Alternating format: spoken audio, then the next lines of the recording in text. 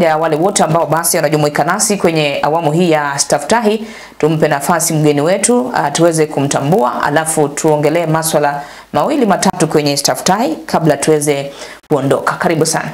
Asante. Wale wasio nifahamu, kwa majina ni Julius Masinde, mkazi wa kaunti ya Bungoma na mwanasiasa katika eneo hili la taifa la Kenya. Naam, karibu sana Bwana Julius. Najua kwamba tangu tulipoachana ilikuwa Jumanne iliyopita. Jumanne iliyopita na umerejea tena leo Jumanne tukiwa tumeshuhudia mambo tofauti tu. Ndiyo. Mambo ya kisiasa, mambo ya kilimo, mambo ya maendeleo. Na pia Wakenya wanasema kwamba mkondo ambao umechukuliwa sasa katika taifa katika masuala ya kuweza kuwahoji wale watakaojaza nafasi ya mwenyekiti wa IEBC na makamishna wengine 6 kwamba ni hatua muhimu, kwa sababu ni swala ambalo Wakenya wamekuwa nasubiri. Viongozi wa kidini wamezungumza kwamba kuna baadhi ya maeneo yamesalia bila viongozi kwa muda mrefu, kisa na maana pengine hakukuwa na ile tume ya uchaguzi na uratibu wa mipaka nchini IEBC. Sijui kidogo ukiguzia pale unasema vipi? Nafikiri viongozi wa kisiasa, haswa wale ambao wanahusika na kuhakikisha kwamba miundo msingi fulani lazima iwepo kwa wakati fulani, wamewanyanyasa wa Kenya sana kwa kushuhudia kwamba katika kipindi cha miaka 2.5, takriban miaka 2.5 au miwili, kwa sababu marehemu Chebukati na kikosi chake waliondoka ofisini tarehe 17 Januari 2023. Nafikiri umekuwa ni unyanyasaji kwa wananchi wa taifa la Kenya, kwa sababu zile haswa tume huru ambazo zimewekwa kikatiba zina wajibu wake kikatiba.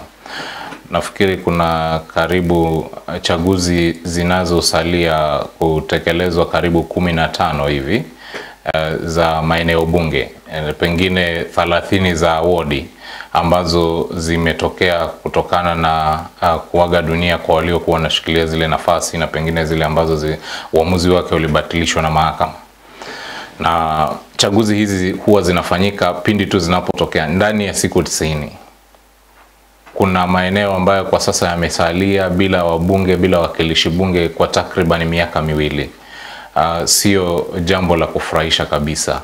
Kwa hivyo ni hatua muhimu ya kwamba tume huru ya uchaguzi nchini ikaweze kukamilika haraka iwezekanavyo. Walituahidi wale ambao wanahusika na kuwapiga msasa walioomba nafasi kwamba ndani ya siku 85 kutoka siku walioteuliwa rasmi kufanya ile kazi, watahakikisha kwamba wamewasilisha kwa ile inaitwa appointing authority, ofisi ya rais, majina ya wale ambao watakuwa wamependekeza kuchukua nafasi za makamishna wa tume ya uchaguzi nchini. Kwa hivyo kuteuliwa au kukamilika kwa tume hiyo ni hatua muhimu sana ya kidemokrasia katika taifa la Kenya, na kulingana na mimi katika siku uzijazo tume hile huru ya mipaka, nafikiri wale makamishna wangekuwa wanateuliwa kwa awamu, ya kwamba tuwe na awamu ya kwanza pengine ya makamishna 3,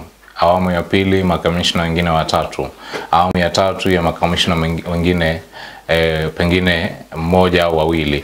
Kuwe wanateuliwa kwa awamu ili muhula wao usiishe kwa pamoja, na vile vile ili kuzuia kusimama kwa shughuli katika tume ya uchaguzi nchini. Kwa hivyo ni hatua muhimu ambazo zinaendelea. Tumeona Wakenya ambao wana tajriba ya hali ya juu wakiwa wameweza kuwa shortlisted kwa minajili ya kuweza kuibukia kuwa mwenyekiti, ambapo kwa sasa wale ambao wanapigwa msasa ni waliomba nafasi ya kuwa mwenyekiti. Tuliona jana aliyekuwa mwenyekiti wa tume ya utekelezaji wa katiba nchini Charles Nyachae akiweza kuhojiwa, aliyekuwa msajili mkuu wa mahakama Anna Madi akiweza kuhojiwa, pamoja na wengine, na zoezi hilo litaendelea leo na kukamilika kesho kwa wale ambao wameomba nafasi ya kuwa wenyekiti, kabla ya wale ambao wameomba nafasi ya kuwa makamishna kuweza kumwananga na kuendelea mpaka nafikiri tarehe 24 ya mwezi wa 4 takriban mwezi mmoja tutakuwa tunashuhudia kupigwa msasa kwa wale ambao wamekuwa shortlisted, ili kuhakikisha kwamba taifa la Kenya linapata tume huru ya makamishna katika tume huru ya uchaguzi ambao ni wa kupewa heshima, ambao hawana pengine hawatachukuliwa kuwa wameteuliwa kwa mapendeleo. Bila shaka kile kikosi chote kuna mrengo fulani pengine ambao wameegemea kwa wakati mmoja au mwingine, na pengine hayo ndio yanaweza kuwa mambo makubwa sana, kwa sababu tukimwangalia aliyekuwa mwenyekiti wa kamati ya utekelezaji wa katiba Charles Nyachae ameonekana kuwa mwandani wa karibu wa Mheshimiwa William Ruto, rais wa sasa, na kikosi cha Kenya Kwanza. Pengine tukiangalia yule ambaye James Oswago ameonekana pengine kalalia upande wa mrengo unaoongozwa na Mheshimiwa Raila Odinga. Kwa hivyo bila shaka tukiwachunguza kwa undani, wana misimamo kiasi ya kisiasa. Kile ambacho ni muhimu wakumbuke ya kwamba wanapoomba ile nafasi ni kwamba wanafaa kuwa na uhuru wa mawazo na uamuzi. Naam, bila shaka ndio niliwasikia baadhi ya viongozi wakisema kwamba wale ambao wanapewa nafasi ile, hasa mwenyekiti na wale makamishna, hawafai kuwa ni watu ambao wataweza kushawishiwa kivyote vile, kwamba wawe na msimamo, kwa sababu tume huru inafaa kuwa ni tume ambayo ni huru, inajisimamia na kufanya maamuzi bila kushawishiwa na mtu yeyote. Ilikuwa ni swala ambalo tungeanza kulizungumzia, manake lipo linaendelea. Yale mahojiano yatakuwa yanaendelea leo na kesho, na Wakenya tunasubiri tuone nini kitafuata. Lakini moja kwa moja turejee katika hali ya kisiasa sasa, na tuanze katika kaunti yetu ya Bungoma. Na alikuwepo hapa Mheshimiwa Waluke siku ya Jumapili kwenye kipindi, na akawa amezungumza kuhusu utekelezwaji wa miradi katika kaunti ya Bungoma. Na ikawa kwamba alikuwa anamsikiliza gavana wa kaunti ya Bungoma Ken Makelo Lusaka. Na ikawa imeibukia tofauti katika maneno. Na jana aliweza kuwaita wanahabari na akaweza kuzungumza. Lusaka akazungumza kwamba pengine mbunge Waluke hajafanya uchunguzi na utafiti wake vyema. Kwa sababu anasema kwamba madai aliyoyazungumza kwenye kipindi hicho na katika redio yalikuwa yanalenga labda kumchafulia gavana jina, kwa sababu miradi imetekelezwa. Kwa hivyo ni kama, na tunaona kwamba ni kama kuibuka utofauti kimaneno katika uongozi, ikizingatiwa kwamba tunazungumza kuhusu viongozi ambao wapo kwenye kaunti moja. Kuwa katika kaunti moja haimaanishi ya kwamba makosa yanapotendeka basi yasiweze kukosolewa. Nafikiri jambo la kwanza, gavana Mheshimiwa Ken Makelo Lusaka aliweza kumjibu kwa haraka sana Mheshimiwa John Waluke. Sijui kama kumjibu ilikuwa kwa minajili ya kuzuia kuchafuliwa jina au kwa minajili ya kujitetea. Mambo haya ni mawili. Kujitetea huenda ikawa maneno yaliyozungumzwa yana ukweli fulani, kwa hivyo inambidi akajitokeze kujitetea. Kuchafuliwa jina inamaanisha ya kwamba maneno yaliyozungumzwa ni ya uongo, hivyo basi pengine yanajaribu kuzuia kuchafuliwa jina.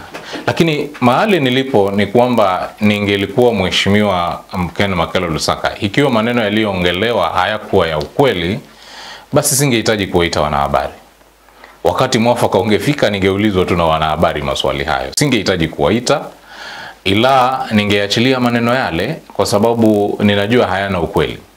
Lakini kwa sababu Mheshimiwa Lusaka kwa kiwango fulani alikimbilia kujitetea, nafikiri itabidi wale ambao wanahusika, zile asasi za kijamii ambazo zinahusika na ulindaji wa rasilimali za umma, civil society organization na makundi mengine, yakaweze kupiga msasa utendaji kazi wa serikali ya Mheshimiwa Ken Makelo Lusaka. Kwa sababu bila shaka huenda ikawa palipo na moshi, wanasema wahenga, hapo kusikuwa na moto. Pengine kuna moto kule ambao tunahitaji kushughulikia kabla haujaweza kuangusha jengo lote.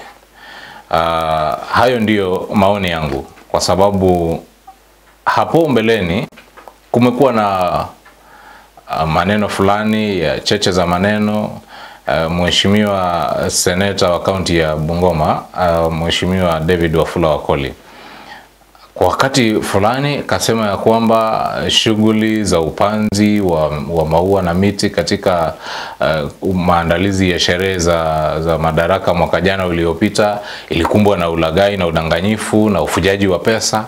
Tumemsikia sasa ambaye yeye ni kiongozi na wako katika chama kimoja na Mheshimiwa Gavana. Tumemsikia sasa Mheshimiwa Waluke vile vile akisema kwamba pengine kuna kandarasi ambazo zinahitaji kuchunguzwa kwa umakini. Na nafikiri ikiwa mtu anaweza kupewa kandarasi, kwa mfano, sisemi ya kwamba ni vibaya watu kupewa kandarasi kwa muda mrefu, lakini ikiwa mtu ataweza kumiliki kandarasi moja kwa kipindi kirefu sana, nafikiri huenda ikawa kuna mambo mengine ambayo tunahitaji kujua zaidi, na ni vyema wakati pengine kandarasi fulani zinapopeanwa kwa watu fulani katika kaunti hii au katika maeneo ya serikali za ugatuzi, basi zikaweze kuwekwa wazi, na kunapofanywa ile advertisement ikawekwa wazi kwamba kandarasi inatolewa na pengine itakuwa ni ya miaka miwili. Mtu akimaliza muda wake wa miaka miwili, ni vyema kwanza achunguzwe kuhakikisha ya kwamba ile kazi ambayo ameifanya katika kipindi cha miaka miwili inaridhisha, ndiposa akaweze kuongezewa nafasi nyingine, kwa sababu wakati mwingine pengine tunachagua wale ambao ni marafiki zetu na kuwaweka katika nafasi za kufanya zabuni za umma ili kuhakikisha kwamba tunajinufaisha wenyewe kifedha, kwa sababu yule ambaye pengine mbunge wa eneo bunge la Sirisia John Waluke alimtaja kama mwanakandarasi ambaye pengine anahitaji kuchunguzwa, vile vile ndiye aliyehusika na ile shughuli ya upanzi wa miti wakati wa maandalizi ya sherehe za Madaraka mwaka uliopita. Kwa hivyo palipo na moshi pengine pana moto. Sitaki kusema hapakosi, lakini nasema pengine pana moto. Nafikiri itatubidi tuangalie kwa umakinifu zaidi kuhakikisha kwamba utendaji kazi wa serikali ya kaunti ya Bungoma uko katika ngazi au katika nafasi inayostahili. Na ndiposa wakasema kwamba ni jukumu pia la Wakenya wapiga kura, wenyeji wa eneo ambalo pengine ni eneo husika kama kaunti pia. Unaangalia wakati mambo kama haya yanazungumziwa, pia na wewe kama Mkenya unaangalia kuangalia haya mambo yanavyozungumziwa na namna ambavyo miradi inaendelezwa, ili uwe pia na habari muhimu kuhusu hii miradi ya maendeleo. Bila shaka nafikiri tu lile jambo ambalo siwezi kubaliana na mbunge wa eneo bunge la Sirisia ni kwamba hakuna takataka katika kaunti ya Bungoma. Mji wa Bungoma ni mmoja wa miji michafu sana ukilinganisha na maeneo mengine. Kwa hivyo sio mji wa Bungoma peke yake, kwa sababu kuna miji mingine midogo katika kaunti ya Bungoma. Tuna sehemu za mji wa Webuye, kuna mji wa Kimilili, kuna mji wa Chwele ambao una soko kubwa, kuna miji mingine midogo ambayo kwa kiasi cha haja ukitembelea maeneo yale utapata ya kwamba kuna uchafu wa hali ya juu. Kwa hivyo yale maneno ambayo siwezi kubaliana nayo na mbunge wa eneo bunge la Sirisia ni kwamba hakuna uchafu katika kaunti ya Bungoma. Lakini kile ambacho mimi ningependa kichunguzwe kwa umakinifu ni, je, utendaji kazi wa aliyepewa ile zabuni ya ukusanyaji wa taka unafanyika kwa makubaliano yaliyowekwa, na je ni kazi ambayo inamfaidi mwananchi wa kaunti ya Bungoma? Kwanza kuangalia ule utendakazi na kuona kwamba inafanyika kwa njia ambayo inafaa ama inafanyika vipi.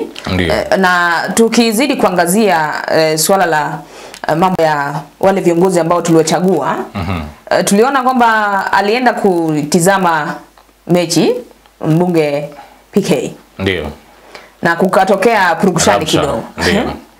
Na kidogo wajua wewe kama mwanasiasa pia ambaye wakati mmoja uliwahi wania kiti cha siasa, pengine wakati ule kura haikujaa na pengine hapo mbele itajaa na utakuwa kiongozi na kuna watu watakuwa wamekutuma kule ili uweze kuwakilisha.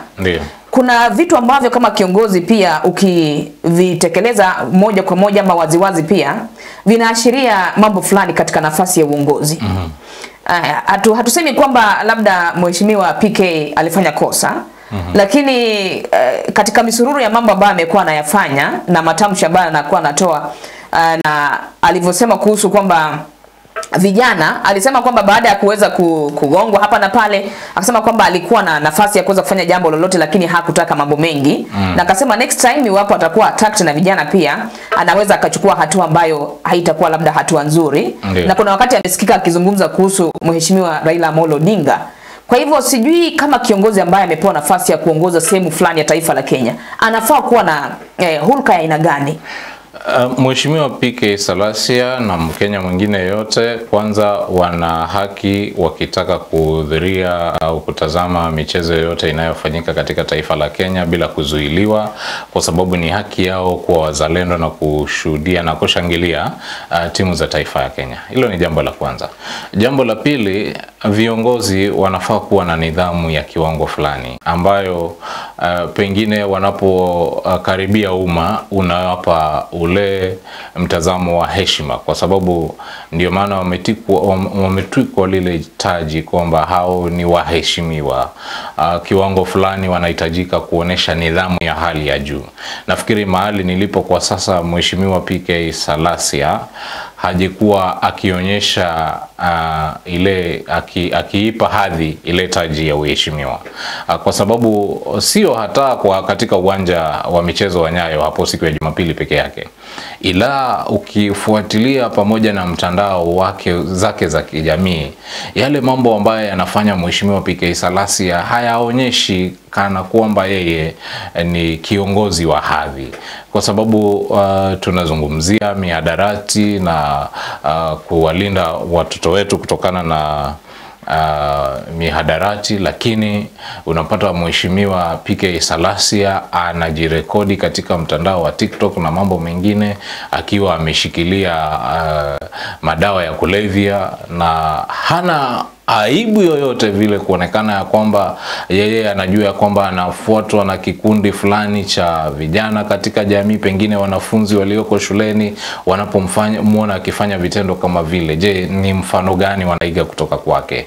Kwa hivyo kulingana na mimi, pengine kwa kiwango fulani mheshimiwa PK Salasya, mbunge wa eneo bunge la Mumias Mashariki, hajeweza kutimiza wajibu wake vilivyo kama kiongozi, haswa kwa wale ambao wanamfuatilia kwa karibu. Ana nafasi ya kurekebisha kwa sababu yeye bado ni kijana. Wakati mwingine nafikiri mazoea kama yale ndio yanafanya watu wanakuwa na ugumu kuwatwika jukumu la kuongoza watu ambao wanaonekana bado wana umri mdogo, kwa sababu pengine wanaona ya kwamba pengine itawapa nafasi ya kuwa katika nafasi ambayo watatumia vibaya mamlaka watakayokuwa nayo, na yeye amekosa kuwa mfano bora.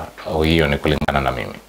Naam, ni vema umezungumzia hilo, kwa sababu sasa vijana wamekuwa wanataka kupewa nafasi, kujumuishwa katika uongozi, lakini sasa mmoja tu akipewa nafasi, pengine hali ambayo inaonekana ama tabia ambayo inadhihirishwa haidhihirishi ule uongozi. Kwa hivyo inakuwa ni tatizo. Na huenda tabia ya ule, kwa sababu wanasema kwamba kiazi kimoja kilichooza kikiwekwa kwenye gunia litaozesha zingine. Kwa hivyo inaleta shida katika uongozi wa vijana. Lakini nikuulize Bwana Julius kwamba je, wewe kama leo mwanasiasa, pengine wewe una chama chako, una ufuasi wako, na huenda kutofautiana na mwanasiasa yeyote yule mwingine, pengine kwa sababu ya mrengo wa kisiasa, na sijui kama ni vema kwamba wafuasi wako wewe wawe na ile nafasi ya kuweza kumzomea ama kuweza kumwattack mtu mwingine kisa na maana ameweza kukutaja. Hapana. Kama taifa, hali yetu ya kidemokrasia inaturuhusu ya kwamba tuna uhuru wa kusema yale tunayosema, japo kuwa yale ambayo tunasema hayafai kuwa ya kumuumiza jirani au mwenzako. Kwa hivyo wafuasi wa kiongozi yeyote yule wana haki ya kutoa yale ambayo wanaona ya kwamba ni maoni yao kumuhusu kiongozi wanayempenda na vile vile kuhusu kiongozi ambaye hawampendi. Ni haki yao.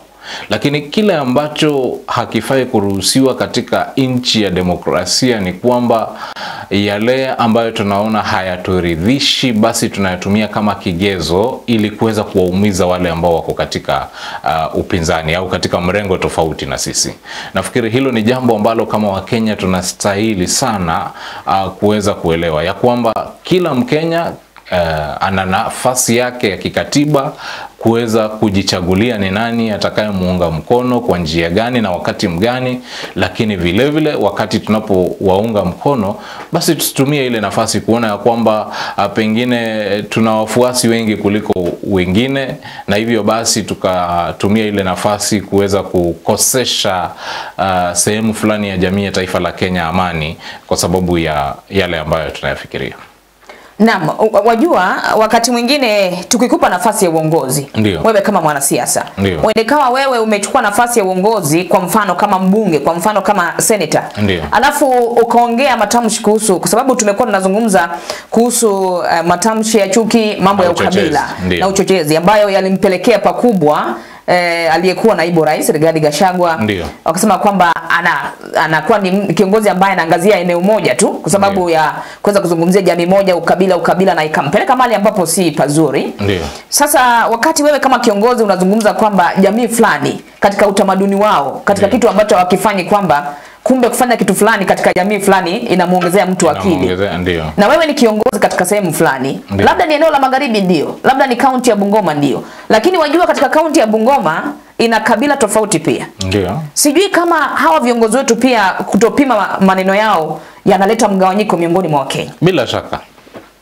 Kiongozi yote ambaye amepewa nafasi ya kuwa katika ulingo wa kitaifa wa siasa, anapotoa cheche za maneno basi yanachukua mkondo fulani, tunaiangalia katika darubini kwa mkondo fulani. Juzi nafikiri nikamsikia mbunge wa eneo bunge la Kimilili, kaunti ya Bungoma, akiongea maneno mengine ambayo pengine yanaonekana kana kwamba yanataka kutenga sehemu fulani kwa sababu ya kujinufaisha kisiasa. Malengo ya katiba la taifa la Kenya ni kwamba sisi ni jamii moja au ni taifa moja yenye makabila mengi, lakini yanayoletwa pamoja kwa sababu ya malengo ya kitaifa ya taifa la Kenya. Kwa hivyo yale maneno ambayo hayaingiliani au hayaandamani na malengo ya taifa la Kenya basi ni maneno ambayo hayakubaliki kikatiba. Hivyo basi kiongozi yote ambaye amepewa nafasi kuwa katika nafasi ambayo pengine ana uwezo wa kutoa maoni yatakayomwathiri mwananchi wa kawaida, anafaa kuzingatia kwamba maoni yale ambayo anayatoa yawe ni maoni yatakayoandamana na sheria na katiba ya taifa la Kenya. Naam. Ndio. Kwa hivyo lazima tuangalie. Lazima tuangalie. Kwa sababu yale umemwongelea aliyekuwa naibu wa rais Mheshimiwa Rigathi Gachagua. Japo kuwa alikuwa ni naibu wa rais wa taifa la Kenya, miaka au katika kipindi alichohudumu, wakati mwingi alionekana akiongea kuhusu jamii yake ya eneo la Mlima Kenya, ila hali yeye ni rais wa Jamhuri ya Kenya, ni naibu wa rais wa Jamhuri ya Kenya. Nafikiri katika nyakati zake miaka 10 kama naibu wa rais, hatukuwahi msikia Mheshimiwa William Ruto akiongelea mambo la bonde la Ufa. Sidhani kama kuna mahali kumenukuliwa yeye akiongea mambo la bonde la Ufa. Na nafikiri hata katika kung'ang'ania na kutafuta uongozi wa taifa la Kenya, Mheshimiwa William Ruto alifanya tu kampeni za kupita katika eneo la bonde la Ufa. Lakini kampeni yake aliweka kigezo sana kwa maeneo ambayo yeye hatoki, kwa sababu yeye alijua ya kwamba pengine kule ambako anatoka anakubalika. Vile vile Mheshimiwa Rigathi Gachagua alistahili kujua kwamba yale maeneo anatoka alishakubalika. Kwa hivyo yale maneno ambayo alifaa kuongea ni ya kufanya Kenya au umoja wa taifa la Kenya ukaweze kuongezeka na kuimarika zaidi. hilo ndilo alilolikosa kwa wakati huo. Na kila kiongozi wa taifa la Kenya anafaa kuzingatia kwamba ikiwa wewe umepewa nafasi katika ngazi ya kitaifa, mawaziri na wengine ambao wanahusika na masuala ya kitaifa waongelee mambo ya kitaifa. Ikiwa ni wabunge ambao kwa wakati huo wanazungumzia mambo ambayo yanayahusu taifa la Kenya, basi wazungumzie mambo ambayo yataleta uwiano, umoja na utangamano katika taifa la Kenya. Aha.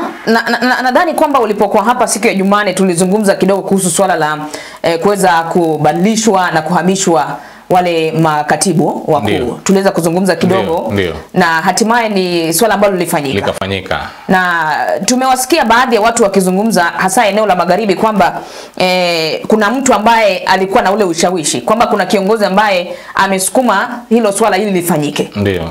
Unajua wakati ambapo watu wa eneo la Busia, kaunti ya Busia wamesema kwamba japo wao wanakuwa nyuma ya Raila Amolo Odinga, ndio kwamba mheshimiwa wakati mwingi anawasahau katika swala la uteuzi. Hakuwakumbuka. Wamezungumza katika sauti ambayo wamegadhabishwa na ni kama wameonekana kutoridhishwa na ile hatua.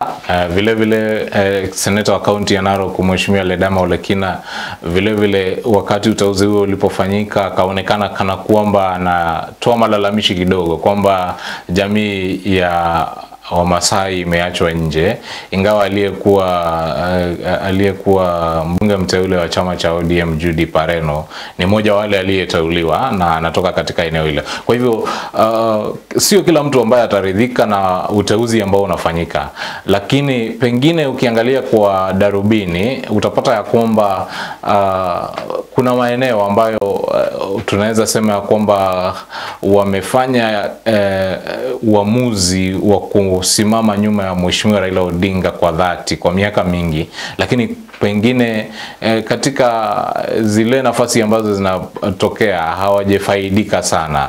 Vile unavyosema katika kaunti ya Busia mfano, mheshimiwa William Ruto alikuwa amemteua mheshimiwa Babu Namwamba kama waziri wa michezo, jinsia na torati. Baadaye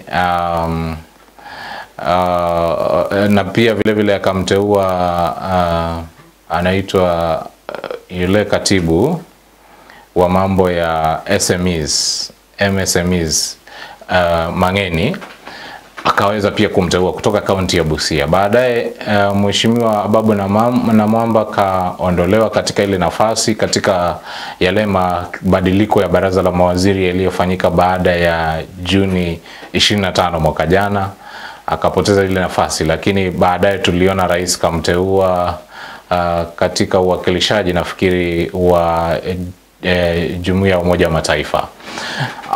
Lakini kwa upande fulani ukiangalia mrengo unaoongozwa na mheshimiwa Raila Odinga, baada ya kupewa zile nafasi alizopewa, nafikiri takriban nafasi 13, eneo la magharibi nafikiri tukiangalia kwa undani sana huenda ikawa lilisaulika kwa kiwango fulani katika ile nafasi zilizokabidhiwa wafuasi wa mheshimiwa Raila Odinga.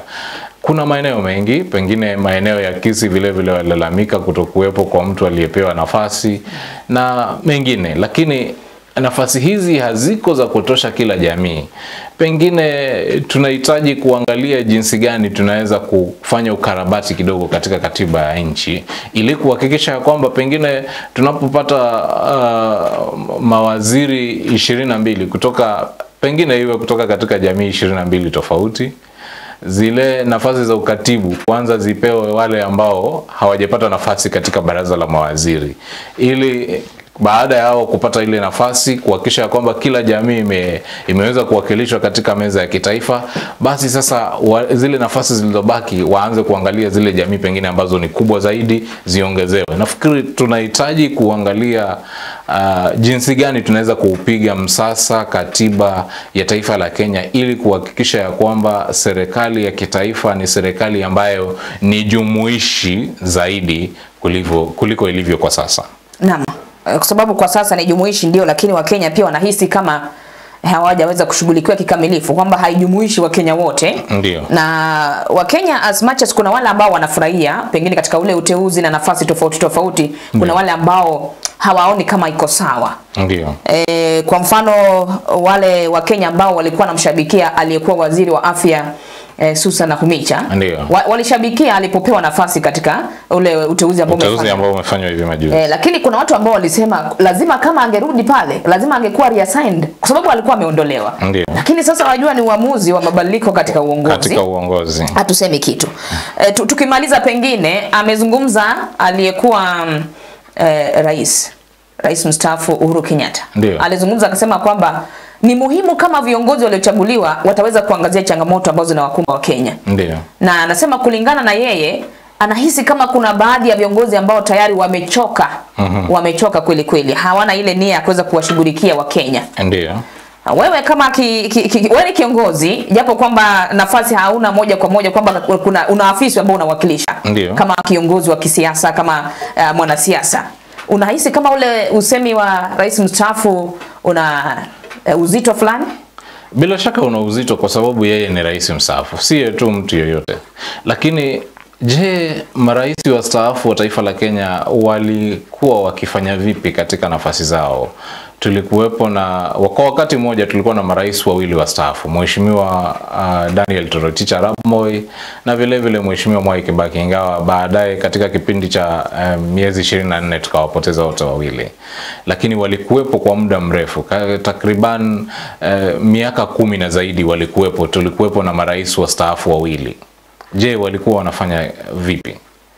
Walikuwa wanaonekana katika vyombo vya habari mara kwa mara wakiweza kutoa maoni yao kuhusu jinsi taifa linavyoendeshwa? La hasha. Viongozi wao walichukua nafasi yao, na ikiwa rais wa wakati yule Mheshimiwa Uhuru Kenyatta alihitaji ushauri kutoka kwao, basi alienda kuwatafuta manyumbani mwao. Hivyo maoni yangu ni kwamba Mheshimiwa Uhuru Kenyatta vile vile ana nafasi ya kipekee katika nchi hii, kwamba yeye tu ndiye aliyo katika nafasi nzuri sana ya kumshauri mrithi wake Mheshimiwa William Ruto. Lakini ataweza kufanya vile tu ikiwa atakubali kuwa mwenye ataketi na kungoja kuombwa ushauri. Asipeane ushauri ambao pengine sio ushauri bali ni maoni ya kisiasa, kwa sababu kwa sasa tunatarajia kwamba Mheshimiwa Uhuru Kenyatta ako juu ya ngazi ya kisiasa. Ni yule ambayo wale ambao tunasema kwa kimombo statements, kwamba yeye ni mshauri sio tu wa Rais William Ruto bali pia wa marais wengine ambao wanahudumu katika bara la Afrika na duniani nzima. Kwa hivyo maoni yangu ni kwamba Mheshimiwa Uhuru Kenyatta ndio ana haki ya kikatiba kujihusisha na mrengo wote wa kisiasa, lakini kama a statesman inambidi Mheshimiwa Uhuru Kenyatta awe ni mtu ambaye atajipima sana kabla ya kutoa yale ambayo yanaonekana kuwa maoni ya kisiasa. Ikiwa amehudhuria hafla ambazo wanahitajika pengine kutoa hotuba kwa umma, Mheshimiwa Uhuru Kenyatta akasalie na kutoa hotuba yake kulingana na hafla aliyohudhuria. Ikiwa ni hafla ya ndoa na harusi, basi atoe ushauri wa ndoa kwa wale ambao wanafunga harusi. Ikiwa ni hafla ya kuapishwa au kuwekwa wakfu kwa makasisi na maaskofu, basi atoe ushauri wake kulingana na hafla aliyoweza kuhudhuria. Lakini kwa masuala ya kisiasa, yangu ni kwamba Mheshimiwa Rais mstaafu asubiri ili wale viongozi wa kisiasa wamtembelee kupata ushauri, na vile vile isionekane kuwa kwamba kila wakati hata wanapokutana ni lazima kwamba aseme ya kwamba nimemshauri rais hivi. Hapana.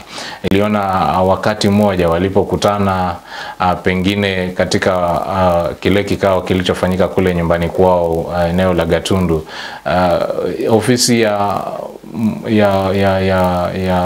Mheshimiwa Rais wa nne wa Jamhuri ya Kenya ikaja mbele kusema kwamba rais mstaafu na rais wa sasa walifanya mashauriano na wakaongelea 1, 2, 3. Hapana. Ingelikuwa tu vyema ikiwa ofisi ile itasema ya kwamba siku ya jana rais mstaafu na rais wa sasa wamefanya mashauriano, kuhusu masuala ya kitaifa na mambo mengine ya kibinafsi, na waachie maelezo yale pale, kuliko kusema kwamba tulijadili 1 2 3 4 5 6. Hapana. Naam. Tutumalize katika mazungumzo ya leo kwenye hali ya taifa. Najua kwamba wewe ni kiongozi, wewe ni mwanasiasa, wewe ni Mkenya. Pengine kuhusiana na haya ambayo tumeyazungumza leo, unasema vipi? Mkondo wa kisiasa unachukua nafasi yake. Kunapozidi kushughulikiwa swala nyeti la tume huru ya mipaka na uchaguzi nchini, basi tunaanza kuangazia matokeo yatakayofanyika baada ya hapo, kwa sababu kisheria uratibu na uchunguzi wa mipaka ulifaa kufanywa kufikia Disemba mwaka 2024. Haikuweza kufanyika. Je, tutakapoweza kufanya, kwa sababu tume haikuwepo ofisini. Je, tutakapoweza kupata tume pengine baada ya mwezi mmoja ujao, pengine kufikia tarehe 1 mwezi Mei mwaka 2025, ni masuala yapi ambayo kama taifa tutayazingatia kwa umakinifu? Kwa sababu pengine kuna maeneo bunge ambayo ukiangalia idadi ya wapiga kura au ya wananchi katika eneo ile ni ndogo sana, kiasi cha kwamba pengine yanahitaji maeneo haya kuweza kuunganishwa na mengine ili kuweza kutoa huduma inayotakikana kwa wakaazi wa maeneo mengine. Eneo bunge la Kandui mfano, pengine imepitisha ile idadi ambayo inahitaji pengine eneo bunge la Kandui likaweze kugawanywa mara 2, lakini kwa sababu hatukuwepo na tume na pengine maoni yalikuwa yametolewa, sijui ni shughuli ipi kikatiba tutakayoweza kufanya ili kuhakikisha kwamba shughuli ile ambayo haikufanywa kwa kipindi kilichostahili kitaweza kufanyika. Pengine bunge ingehitaji kufanya marekebisho ya sheria za uchaguzi ili kuiruhusu tume huru ya uchaguzi nchini kuweza kufanya shughuli ile iwapo kwa kuchelewa, na vile vile iweze kukamilisha kabla ya kipindi cha mwaka mmoja kabla ya uchaguzi mkuu ujao. Kwa hivyo nafikiri mkondo wa kisiasa unazidi kuchukua nafasi yake. Vile vile ilivyo desturi, mimi ni kuwaomba wananchi wa Kenya washughulike katika nafasi zao, ambao ni wakulima washughulike na kuandaa mashamba na wakaweze kushughulika kutengenezea au kuzalisha chakula kwa minajili ya taifa la Kenya. Wale ambao wanahusika na utunzi wa sheria vile vile wafanye sehemu yao, ili kama Wakenya tukaweze kusonga mbele, kwa sababu kwa taifa hili kuweza kuimarika kidemokrasia, kijamii na katika masuala yote, tunahitaji kila mchezaji akaweze kucheza katika nafasi yake, kwa sababu nilivyosema juma lililopita ni kwamba Shakespeare anatuambia kwamba the world is a stage and everyone must play a part. Kwa hivyo sisi kila mtu tujizatiti kucheza nafasi yetu. Naam, asante. Kila mtu acheze nafasi yake. Ndio. Nashukuru, asante kwa kufika. Na mtazamaji, tutakuwa na maliza pale kwenye mazungumzo yetu kwenye hali ya taifa. Naamini kwamba Ijumaa tukipata nafasi tena atakuwepo hapa studioni mgeni wetu Bwana Julius, ili tuweze kuangazia mengi tu kuhusu hali ya taifa, manake yapo yanatokea kila siku mazuri, yale ambayo ni ya kuridhisha, yale ambayo si ya kuridhisha, lakini yote lazima tuyaangazie hapa kwenye West TV Staftahi. Nasema asante kwa kuendelea kutazama West TV. Tunaomba kufikia pale kwa leo, alafu tukutakie siku njema. Mimi naitwa Winnie Wanyonyi, mgeni wetu ni Bwana Julius Masinde, mwelekezi wetu ni Kelvin Kibet.